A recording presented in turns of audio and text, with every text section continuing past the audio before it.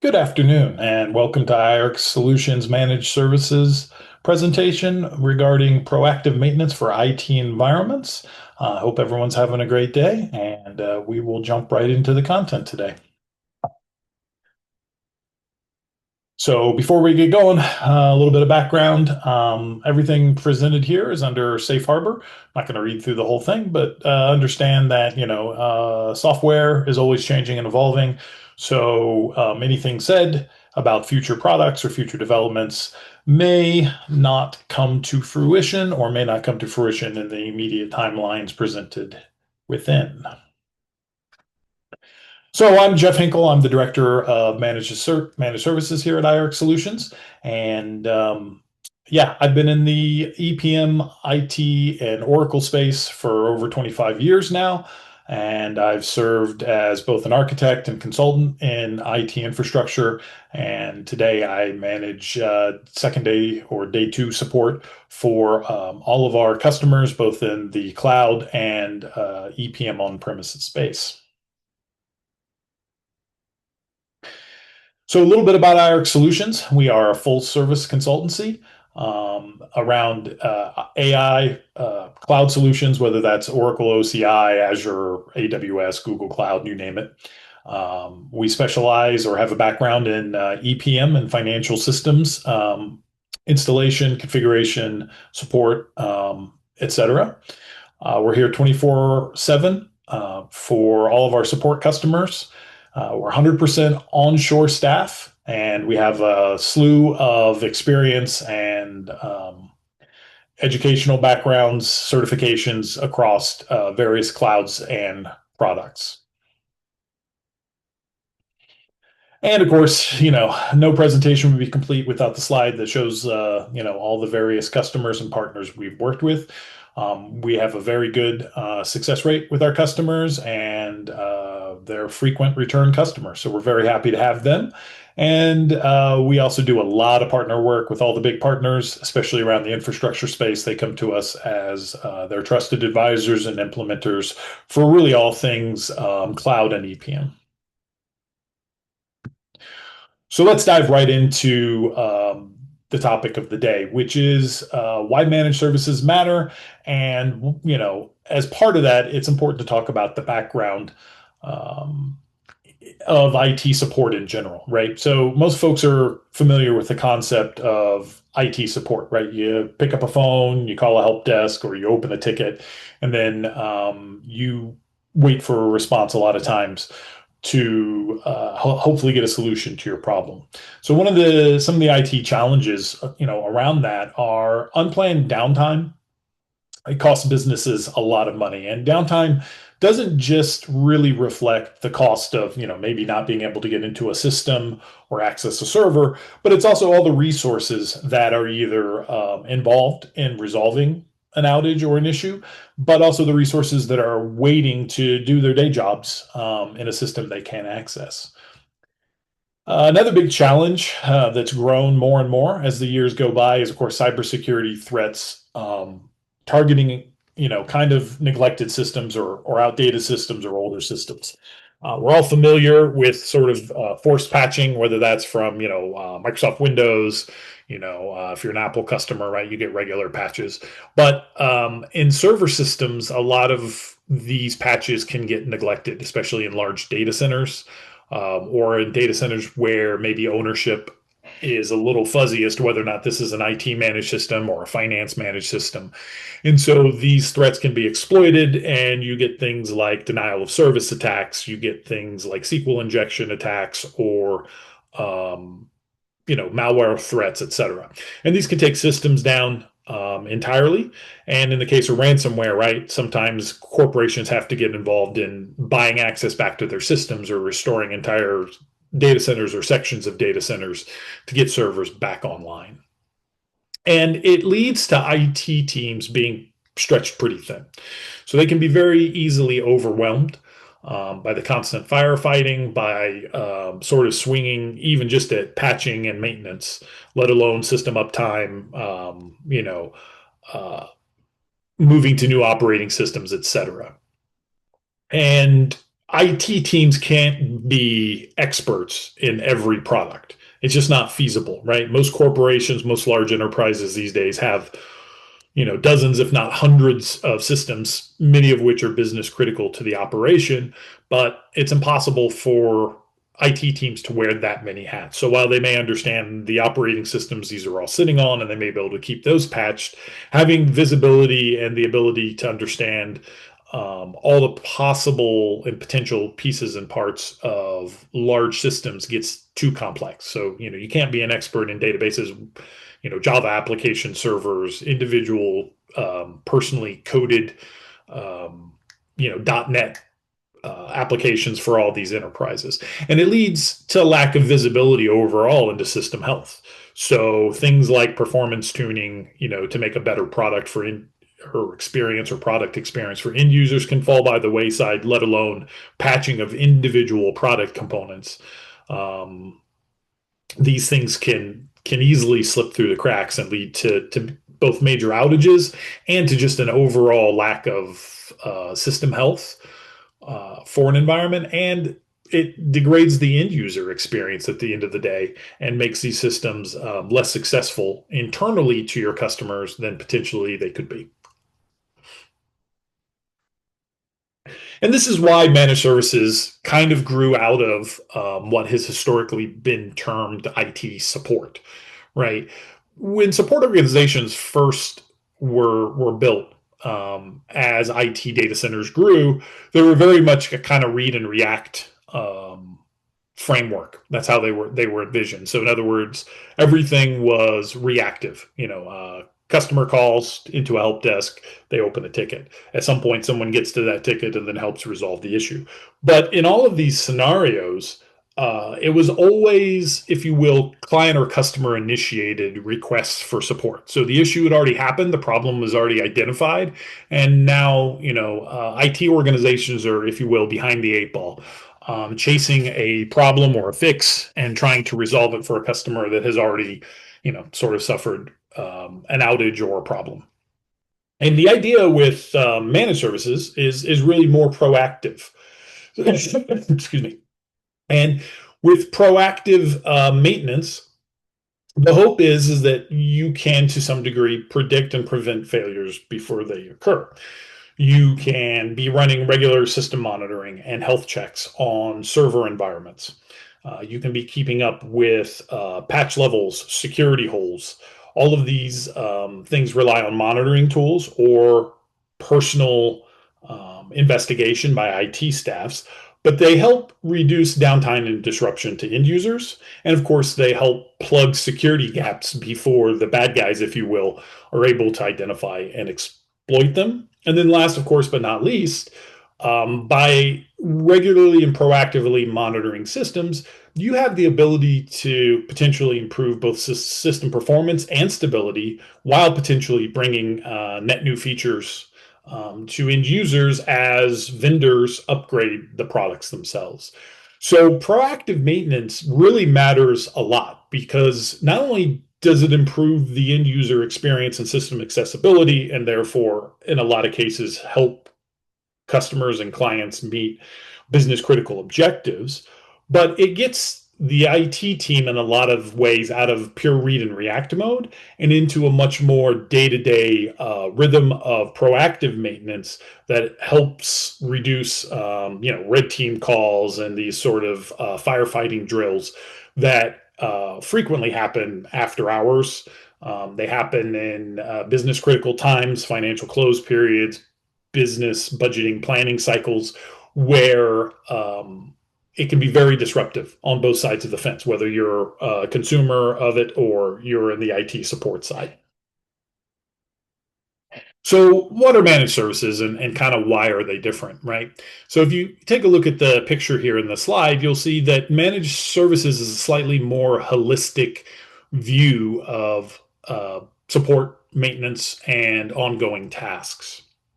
So on the left-hand side here, we have, infrastructure managed services. So, the infrastructure is the foundation of any software that gets delivered, whether that software is on premise, whether it's hosted in a cloud environment, which is really just a data center somewhere else, or whether it's a SaaS solution, right? There's still going to be infrastructure. It's just a matter of how exposed either the IT teams or the end users are to it.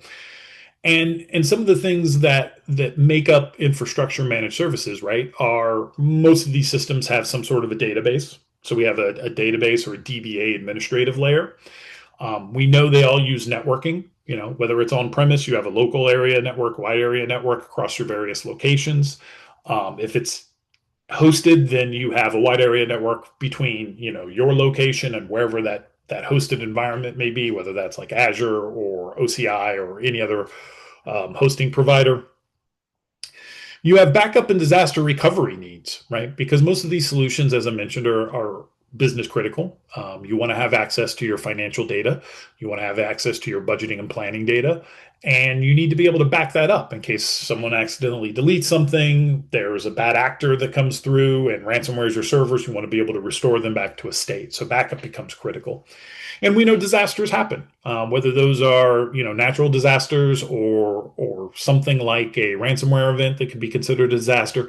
You want to be able to spin up another set of servers or another environment in a data center that's not compromised for whatever reason. So whether that means, in the case of like OCI, you fail over, say, from Ashburn, Virginia, over to Chicago or to, somewhere in California, you need to have that ability to turn the lights back on and have as little RTO and RPO as possible to get that system back online.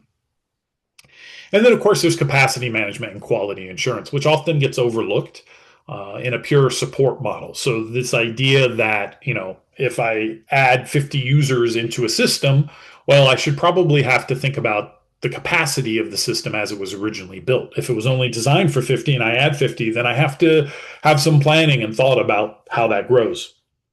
In a lot of the cloud providers, there are ways to automate that, but depending on the complexity of the system and the software involved, that may actually just mean some manual build outs, right? Where we add additional capacity or servers. And with capacity management goes hand in hand quality assurance, this ability to understand and reach out to customers and communicate with customers to make sure that the systems we're providing as IT professionals are actually meeting their end user needs. They may come back and say, like, well, used to run when I would do this operation in 20 minutes, but over the last year, now it's 40 minutes, right? And the business has a real hard time being able to accept that performance degradation because it's moving their timelines out, making them work longer days. And so quality assurance becomes key to make sure that the systems we build and manage for our customers stay up to speed and continue to meet their ongoing business needs and evolving business needs. On the right-hand side of the slide, of course, you see there's also application managed services. So this idea that within an application itself, and I'll use a financial application as an example, we're able to understand what's happening within that application. So if, for example, the application is used to consolidate your financial numbers and report them out to Wall Street, that's very critical for most businesses. And so we have to understand if that application is performing, if there are problems within the design of it, whether that's something within the chart of accounts and metadata, or whether there's a data, integration or movement problem. We have to be able to understand those and manage those incidents. And then, of course, security becomes key for that because with something like your financial data, you only want the users to have access to that should, and you want to maintain security as tightly as possible. You want to make sure that you've implemented things like SSL to ensure that transmissions are encrypted at rest data encryption to make sure somebody can't just pull a drive and walk out with the company's financial data or make a copy of it. And that end user accounts are secured. They have regular rotating passwords, all the sort of standard security management you would expect a modern system to have. And all of those together really go to managed services. And, it all shows cloud managed services here, but in reality, this is true whether or not you're truly in the cloud, maybe as a platform as a service in a place like Azure or Oracle OCI or AWS. but also for on-premise systems or any hybrid mix thereof. And hybrid mixes are becoming more and more common. And while that's great for the industry because it allows data centers to become smaller and for companies to only retain critical systems, if you will, within their own purview, it does add other complexities, especially in things like networking and security, to ensure that you're communicating in a hybrid world where, maybe some of the data sources are located on premise, but the some of the financial applications are in the cloud. So you have a lot of moving parts that an IT shop has to own and manage. And the idea of managed services is to sort of offload some of that day-to-day workload from IT professionals in companies and move the parts that need a little extra TLC onto a third party provider that can serve some of those needs. So, what are some of the core elements of a proactive managed services offering? Well, first and foremost becomes 24/7 monitoring and alerting. We need to understand what's happening in a system at any given point in time in order to be able to identify any outliers within that system. So, for example, if a system always has issues, say on Monday morning before a financial close period, well, then we know that we should be doing some sort of proactive maintenance, maybe on Sunday night before we open up the system for end users. So we can do things like monitoring and health checks. So we can do a health check on Sunday morning. We can restart an environment. We can clear up all the logs for services and make sure we have a clean, rebooted environment, if you will, all patched up, ready for Monday morning. So that when users come into the system, it is refreshed and healthy and ready for them to then start their close process, for example. It means keeping an eye on patch management and updates. In the case of Oracle software, right, they're on a quarterly patch schedule right now for pretty much all products. So they're regularly releasing quarterly patch updates. Those include security CVEs that you can investigate and understand where the gaps are in your system.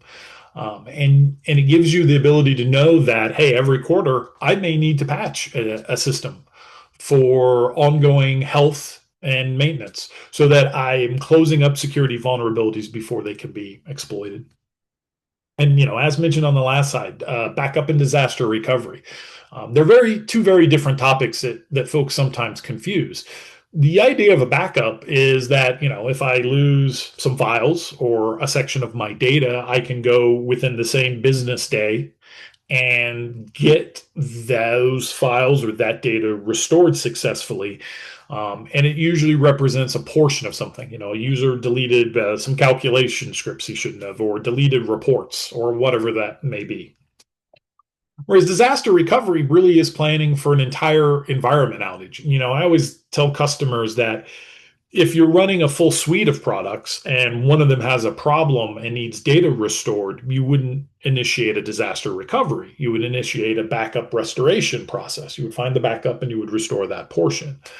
Disaster recovery really speaks to a larger issue. So maybe the entire environment is compromised in some fashion, whether the data center is unavailable or whatever, but you're going to institute a plan that enables you to stand up an entire ecosystem, an entire production environment somewhere else.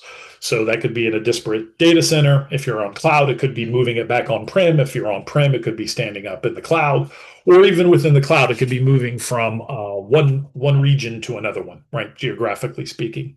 And that enables you to restore service in a minimum amount of time so that, while it may take a week to rebuild a data center to restore performance and hosts to a whole data center, you may be able to have a disaster recovery system online in a couple of hours. And so users are able to continue the critical work. As mentioned, performance optimization is another thing. 24/7 monitoring and alerting can inform us as a managed services staff of issues with performance, right? If we see that most of the time a host is running at 40 to 50% CPU utilization, and then all of a sudden it starts spiking regularly 80 to 95%, we know there's an opportunity here to understand what's changed. right? So it could be something as simple as we need more capacity. And in the cloud world or in the virtual world that almost all servers are running on now, that could be adding additional CPUs or RAM to solve a potential performance bottleneck.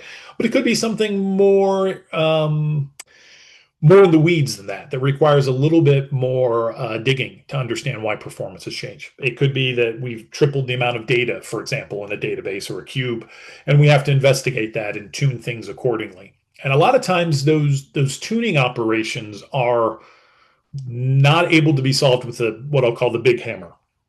We're not able to solve those at a hardware level. So we can't just add CPU or RAM. We have to understand how the applications themselves work and how those applications are tuned to take advantage of hardware we've already provided as IT professionals. So it gets a lot more involved than most day-to-day IT shops can handle in those scenarios because they don't know the ins and outs of the product, which again is why managed services group of professionals specializing in a specific area can really help out here because they can dig in with their understanding of the products themselves and help optimize performance and provide a better end experience for their users. And then, of course, last but not least, and in some ways maybe at the top of this list, is security hardening.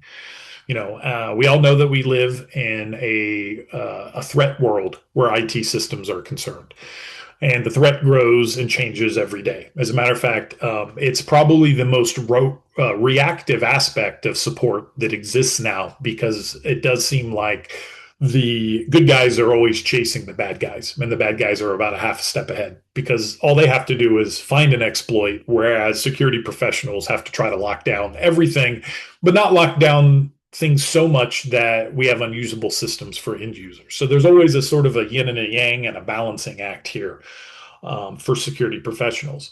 But by regularly monitoring systems, you can see the potentials for bad actors coming across, users logging into systems, irregular activity. And we can monitor these things and combined with patch management and updates, hopefully close all those loopholes or as many as we can for bad actors, thus assuring that not only do the systems stay up on time, but we feel that our corporate data, our intellectual property is not in any way, shape, or form being compromised. So let's talk a little bit about some managed services in action, right? So, for example, in the last few years, one of our major customers in the agro services business has reduced downtime by 75%. And most of their downtime now is all planned. So these are things like the health checks I mentioned, right? So we're doing those pretty frequently for this customer. We shut down systems, clear out logs, restart things, and we generally do these before major corporate calendar events. So whether that's a financial close cycle or a budgeting and analysis cycle, we're doing these things proactively for them, and it has really reduced their downtime. We helped another manufacturing customer seamlessly move from a pure on-premises environment to a pure cloud OCI hosted environment. And they got a lot of return on investment for that because their goal was to get servers out of the data center and to get the business of managing hardware and hardware patching and even the support of the products themselves out of the hands of their IT professionals and into an environment that they could monitor and manage better. And they're actually a split cloud environment between Azure and OCI, but those integrations have been seamless, and they've seen a good return on investment from making that change. They've also, in both cases, hit improved compliance posture, not only through the monitoring, but through reduction in internal audit and time and resource effort. So all of this monitoring allows us to answer a lot of questions that were historically hidden. So when audit comes and asks, why a user was added on a specific day, we have the logs and the tracking to at least say who added it, what time it happened, and we can sort of track those back to reduce the amount of time spent answering timely questions. And of course, it dramatically reduces the amount of audit questions around versioning and patches. Keeping a consistent patch cadence will help answer a lot of questions while it's also securing your environment and closing doors. Because when auditors look and they say, "Oh, I see that you're on, EPM 11124 that left Oracle support almost 3 years ago now, and you haven't patched since," that's going to raise a lot of red flags. And it's a pretty significant vulnerability for something that may be a business critical solution. So we help avoid those things by keeping our customers regularly patched, regularly up to date, whether that's the operating systems themselves or even the product suite, which has regular security updates as well as form, function, and enhanced feature updates. And then in the same examples, we were able to reduce the disaster recovery time for these customers from a week-long activity in one case, excuse me, to a 4-hour event. So what this really meant was disaster recovery for these folks was a team event for an entire week. We're talking as many as 15 to 20 people from networking, from storage, database, server side support, and third party application SMEs involved to stand up a new disaster environment, migrate content, or restore backups and validate that it worked to just 4 hours. We actually did this using a third-party product called Rackware that basically snapshots servers from to a disaster recovery site. So they take a copy of the existing servers, and then on an as needed basis, they build new copies of those servers in the data center, in this case, cloud data center, an OCI. And we just validate that once they're up and online, we're able to connect to them. We point a load balancer from where it used to point at production to where it needs to go now in disaster recovery. And everybody is able to successfully use the new system. And the great thing about the software is it's bi-directional. So once we have done that test, we can leave that system up and running in its disaster recovery site for as long as the client wishes. And then we simply fail back and replace the old servers, the old production, with the new production from disaster recovery. So changes are tracked and maintained in the new system. And that's very, very important because if you only have two silos, if you will, but no ability to fail back from it, now you have another migration exercise to bring prod back online the way it should be, to account for all the changes that happened while you were in disaster recovery. So those are some client success stories that have turned out very well, both for the customers and that we're quite proud of. So the real question here is your business ready? Look at your own internal systems and ask your questions. Do you have frequent outages or system instability? Do you know you're behind on patches? For example, in the EPM space, which I'm very familiar with, right? The latest patch version is 11.21. If you haven't patched in a year, you're now 4 patches behind because every quarter Oracle's releasing a new version. And with those versions, they are covering security gaps that they know exist within the software and that can be exploited by bad actors. So you want to make sure that you're regularly getting patched and really thinking about the overall health of your system, both in terms of day-to-day usage, but also in terms of protecting it from people who may have a nefarious intent. Is your IT staff overburdened, right? We get a lot of customers who say like, hey, I've got a problem, but I've been waiting for a week for a response. I mean, that's a key sign that either your system's not being prioritized enough internally for people to put eyes on what an issue may be, or they're just simply overworked. And while your product and your project may be important, it may not be as important as other things that they're asked to respond to in advance of you. So managed services can help uplift some of that problems by taking it off of your IT teams, and they can focus on the things they do best, maintaining data centers, networks, and things of that nature. But putting product specific systems in the hands of someone who can help respond a little more agilely to your day-to-day needs. And then sometimes there's just a lack of strategic focus on IT infrastructure. The running joke with IT is it's always in the red, right? It's a cost of doing business. So having a large IT staff having large IT data centers cost companies money. And sometimes folks don't see the value of that. So they pull back, they have layoffs, they cut staff, or staff leaves and they're not replaced.